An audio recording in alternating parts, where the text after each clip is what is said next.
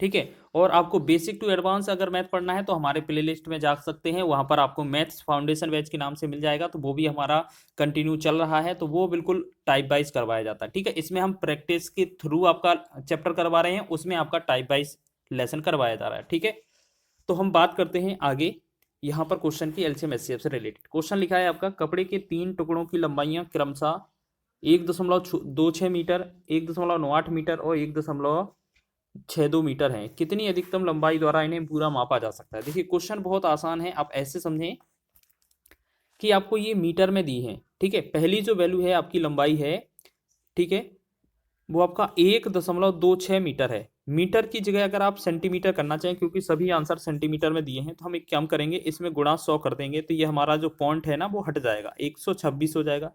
दूसरा दिया है 198, यानी कि मतलब 1.98 दिया है, इसमें अगर हम 100 से गुणा करेंगे तो ये भी तो मीटर में था, तो ये आपका 198 आ जाएगा। तीसरा भी आप देखेंगे तो 1.62 जो लिखा है, गुणे में 100 कर देंगे, बराबर में 162 आ जाएगा। ठीक है, तो ये तीनों भुजाएं आ गई आपकी।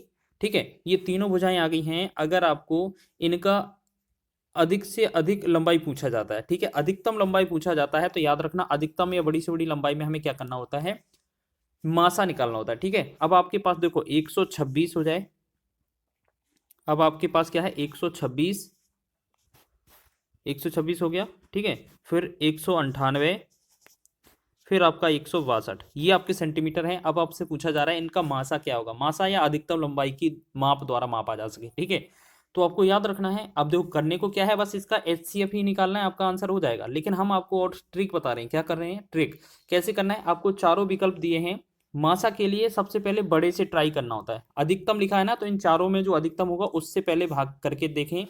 तो हमने देखा सबसे पहले 18 है, अगर ये 18 से पूरा विभाजित हो जाती हैं तीनों संख्याएं, तो ये ऐसे 18 ही होगा, बाकी का फिर 16 ट्राई करेंगे, फिर 14, फिर 12, मतलब मासा जब भी ज्ञात करते हैं तो हम बड़ी से बड़ी संख्या से पहले डिवाइड करते हैं।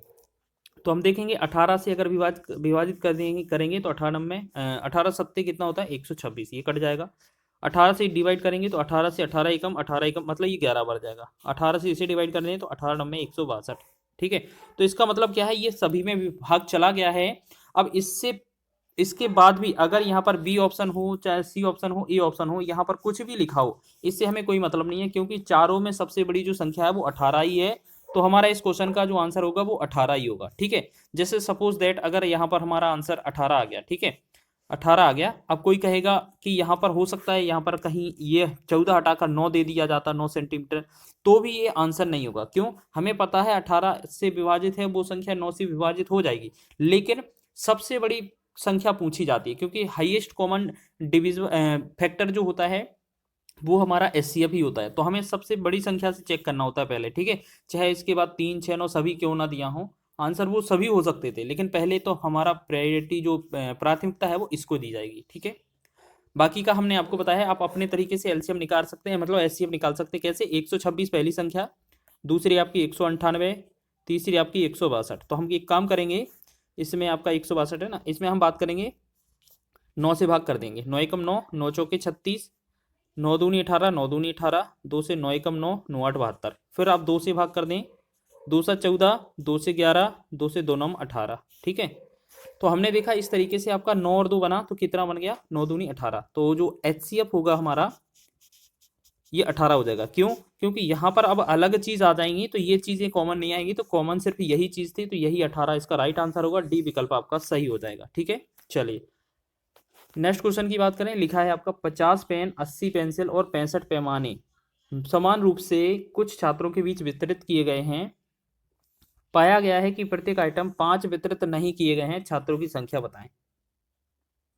देखो हमें क्या करना है, सबसे पहले जो 5 एक्स्ट्रा लग रहा है ना, 5, तो उनमें से हमें सबसे पहले 5 को हटा देना है। ठीक है, क्योंकि 5 तो वितरित किए ही नहीं गए हैं, यही बोला गया ना। अगर 5 50 में से 5 अगर नहीं किए गए वितरित, तो हम क्या करेंगे, इसमें 45 वितरित किए गए होंगे। ठीक है, दूसरे वाले में 80 में से अगर 5 वितरित नहीं किए गए हैं, तो ये हमारा 75 वितरित किया गया होगा। फिर 65 में से अगर हम बात करें, 5 अगर वितरित नहीं किए गए हैं, तो ये हमारा 60 होगा। ठीक, अब इन तीनों संख्याओं का हमें क्या निकालना होता है, एचसीएफ। ठीक है, आप क्या याद रखेंगे, एचसीएफ। तो आपको ऐसा लग रहा होगा इन सभी संख्याओं से भाग करके देख लें, या तो इनमें से भाग करके देख लें या सीधा आंसर चेक कर लें, ठीक है ना।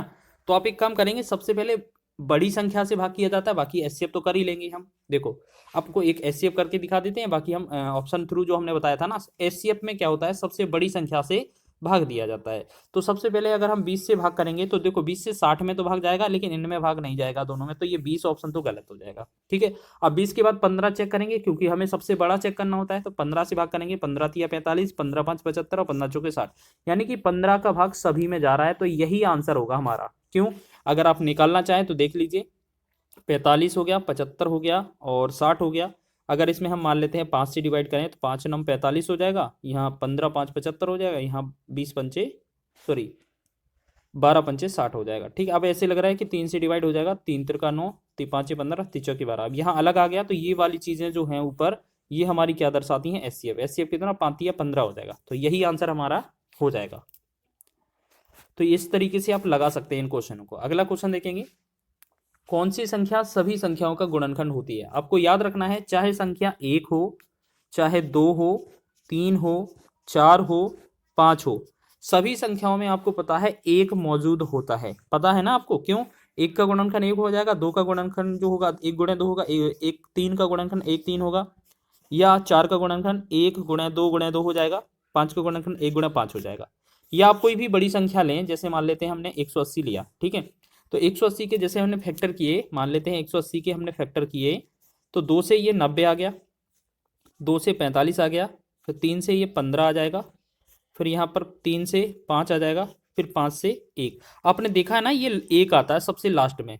तो ये जो है ना, 1 सभी में मौजूद होता है, याद रखेंगे, हर एक संख्या में होता है, याद रखेंगे, ठीक है।